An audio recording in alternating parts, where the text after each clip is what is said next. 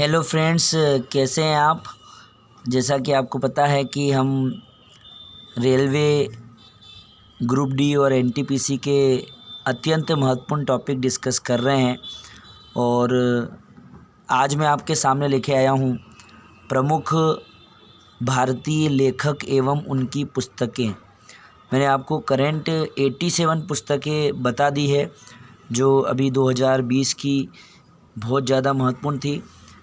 अब मैं कुछ ऐसी पुस्तकों के बारे में आपसे सामने बात रखूँगा जो पुरानी है, जो मुग़ल काल की है, सल्तनत काल की है, जो है आपके मौर्य काल की है, जो आपके गुप्त काल की है और आपको याद नहीं होती है लेकिन परीक्षा में तो आती है। तो यहाँ मैंने देखिए हर किताब के अगेंस्ट जो है उसका लेखक का नाम और ट्रिक भी मैंने लिखी है ताकि आप भूल नहीं जाए। और आपसे मैं बोलूँगा कि आप जो है इसको एज इट इज़ लिख लें, ठीक है। ट्रिक भी अपनी कॉपी में लिखें क्योंकि ट्रिक बेसिकली एक बार में याद नहीं होगी, बार बार आपको रिवीजन करना पड़ेगा। तो चलिए बिना टाइम को गवाए हम जो है स्टार्ट करते हैं। पहला पार्ट है, बहुत सारे पार्ट इसके आएंगे, ठीक है। तो स्टार्ट करते हैं। पुस्तक का नाम है अमरकोश और अमरकोश के लेखक कौन है? अमर सिंह। तो आप बोलेंगे सर इसकी ट्रिक बताओ, तो मैं बोलूँगा ट्रिक की आवश्यकता नहीं है। क्यों? जो अमर है वो अमर है, पुस्तक का नाम भी अमर और लेखक का नाम भी अमर।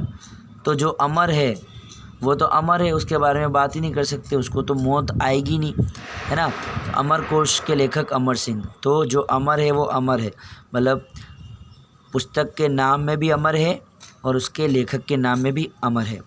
आगे बात करते हैं। दूसरी पुस्तक है हमारी शाहनामा और शाहनामा के लेखक है फिरदौसी। और यहाँ पे मैंने खाली स्थान छोड़ा है दोस्तों, मुझे इसकी कोई ट्रिक नहीं मिली है। वैसे तो बड़ी पॉपुलर पुस्तक है शाहनामा, लेकिन मैं जानता हूँ कि आप में से बहुत सारे लोग होंगे ऐसे जो इसकी ट्रिक मुझे बता पाएंगे ताकि मुझे भी इसकी ट्रिक पता चले और जो इस चैनल को जो देख रहे हैं या निरंतर रूप से देखते हैं उन्हें भी फ़ायदा मिले। तो जल्दी से कमेंट करके इस खाली स्थान को भर दीजिए। और एक रिक्वेस्ट करूँगा कि छोटी से छोटी ट्रिक बनाना और ऐसी ट्रिक बनाना जो इससे कोरिलेट करें, मतलब अलग से कुछ याद करने की आवश्यकता ना पड़े। जैसे मैंने अमर को लिंक कराना, ऐसे शाह को फिर से या शाह को दोषी से या नामा को फिर से, इस प्रकार से आप बताना तो बाकी लोग भी इसको याद कर सके। चलिए आगे बात करते हैं तीसरी पुस्तक की, प्रेम वाटिका। प्रेम वाटिका के लेखक है रस खान। तो देखिए इसकी ट्रिक मैंने क्या बनाई, प्रेम करने से रस मिलता है। देखिए प्रेम जो है ना, लव जो होता है युवाओं में, है ना, जो लड़के लड़कियां जो कम उम्र के प्यार करते हैं, लव मैरिज भी होता है।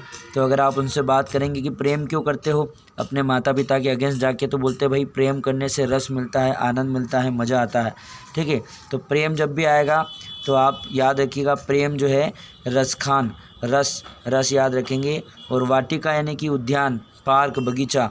तो जब प्रेम करने के लिए आप जाते हो तो किसी बगीचे में जाके जो है अपने साथी के साथ बैठते हो, फ़ोटो सेशन करवाते हो, है ना, अच्छी अच्छी बातें करते हो। तो प्रेम करने से रस मिलता है, आनंद की प्राप्ति होती है। आगे बात करते हैं दाएँ भाग जो लेखक है इसके, दाएँ भाग जो पुस्तक है उसके लेखक है जीमूत वाहन। तो देखो दाएँ मतलब दाएँ, है ना, भाग मतलब भागो, दाएँ भागो जी वाहन लेके, है ना। आपके पीछे चोर पड़ा है या आपके पीछे पुलिस पड़ी है तो आप क्या बोल रहे हो, दाएँ भागो। तो दाएँ भागो से दाएँ भाग और वाहन लेके दाएँ भागो जी, किसी व्यक्ति को आप रिस्पेक्ट के साथ बोल रहे हो कि दाएँ, है ना, दाएँ मतलब सीधे हाथ की तरफ भागो, इधर दाएँ होता है, इधर बाएँ होता है। तो दाएँ भागो जी, कैसे भागो? वाहन लेके, ताकि कोई आपको पकड़ ना सके। दोस्तों अगर वीडियो थोड़ी सी भी अच्छी लग रही है तो लाइक ज़रूर करते जाना ताकि मुझे मेरी गुरु दक्षिणा मिल जाए और मैं निरंतर रूप से प्रेरित होकर आपके लिए जो इस प्रकार की वीडियो बना सकूं। आगे बात करते हैं इटर्नल इंडिया के जो लेखक है वो इंदिरा गांधी है और आपको पता होगा एकमात्र महिला प्रधानमंत्री है और सबसे पहली महिला प्रधानमंत्री है जो महिला हुई थी और प्रधानमंत्री बनी। इनके बाद कोई भी या इनसे पहले कोई भी भारत का प्रधानमंत्री नहीं रहा है। तो इसको कैसे याद रखेंगे? देखो मैंने ट्रिक में क्या रखा है, इधर ई और इधर भी ई, है ना, को रिलेट कर रहा हूँ मैं ताकि आपको अलग से कुछ याद ना करना पड़े। तो ये ई जो है ये है इटर्नल और ये जो ई है वो क्या है, इंदिरा गांधी। तो देखो इटर्नल में भी ई है, इंडिया में भी ई है, इंदिरा में भी ई है। तो आपको याद हो जाएगा इटर्नल इंडिया के लेखक कौन है, इंदिरा गांधी। ठीक है, आगे बात करते हैं किताबुल हिंद। किताबुल हिंद आपको बता दूं कि ये पुस्तक लिखी गई थी जब महमूद गजनवी जो आया था, जिसने हमारे देश पे 17 बार आक्रमण किए, और वो अपने एक इतिहासकार को लेके आया था जिसका नाम था अल बरूनी। और उस अल बरूनी ने जो 17 आक्रमण किए थे उसने उसका जो है विस्तृत रूप से वर्णन इस किताब में किया है। इसी वजह से इसके आगे हिंद यानी कि हिंदुस्तान लगा हुआ है। तो याद रह जाएगी आपको, हिंदुस्तान महमूद गजनवी आया था 17 आक्रमण करने, और अपने साथ किसको लेके आया था, अल बरूनी को। ठीक है, तो हिंद की किताब में अल यानी सभी रोते हैं। हिंद की किताब जब पढ़ते हैं तो सभी लोग क्या करते हैं, रोते हैं। रोते क्यों हैं कि इसने सोमनाथ मंदिर को नुकसान पहुंचाया था, बहुत सारे राजा जो थे हमारे उनको मारा था। तो सब व्यक्ति जब पढ़ते हैं तो आंखों में आंसू आ जाते हैं कि बड़ा जो है खतरनाक शासक था, इसने गलत किया, इसको ऐसा नहीं करना चाहिए था। ठीक है, तो किताबुल हिंद, जब हिंद की किताब पढ़ते हैं तो आल का मतलब होता है हिंदी में सभी, रूनी बरूनी रूनी सभी क्या करते हैं, रोते हैं। ठीक है दोस्तों, आगे बढ़ते हैं। गीत गोविंद। गीत गोविंद के जो लेखक है वो है जयदेव।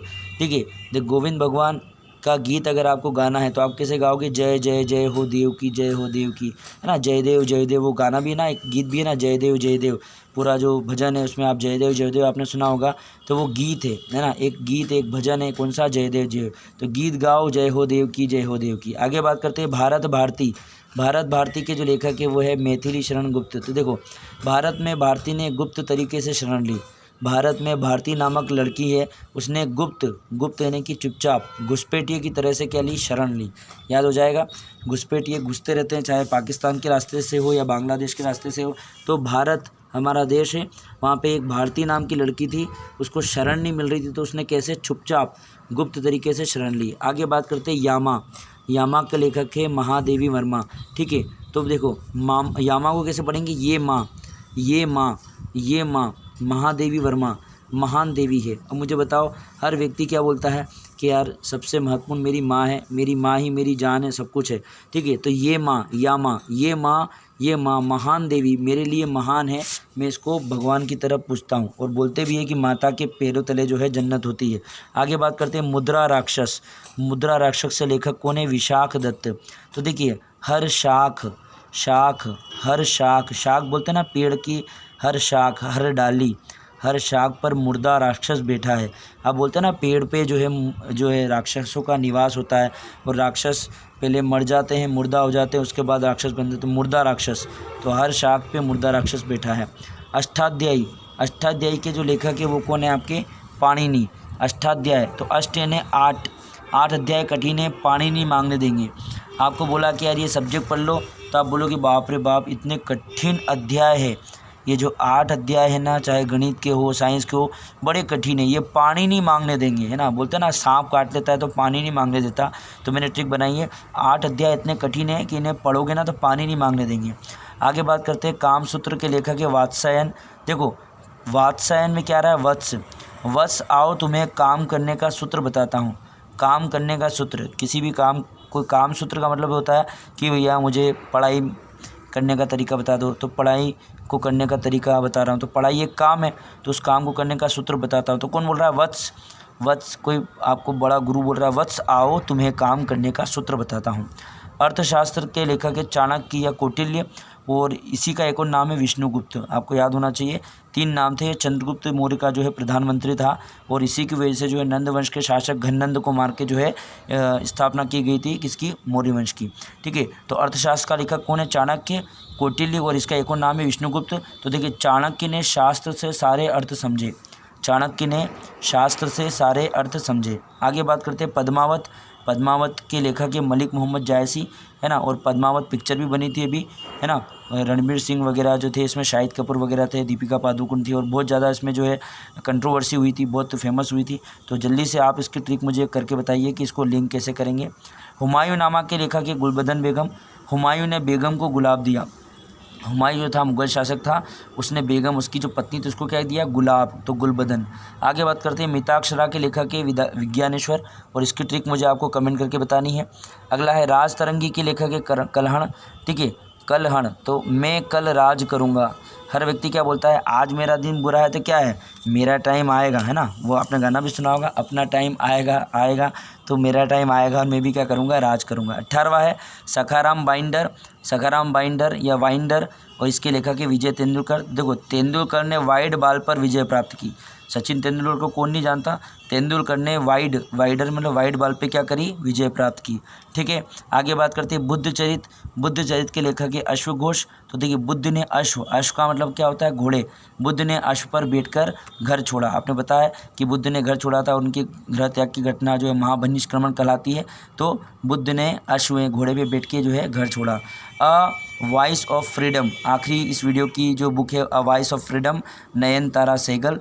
नयन यानी कि छोटे से, नयन तारे ने बहुत सहा, अब उसे फ्रीडम चाहिए। छोटे से व्यक्ति ने बहुत सहा, अब उसे फ्रीडम चाहिए। तो दोस्तों जल्दी से वीडियो देख लीजिए, नोट्स बना लीजिए और वास्तविकता में अगर मैंने आपकी थोड़ी सी भी मदद की है तो लाइक करके ज़रूर जाना। पार्ट 2 को लेके जल्दी हाजिर होऊंगा। धन्यवाद। जय हिंद, जय भारत।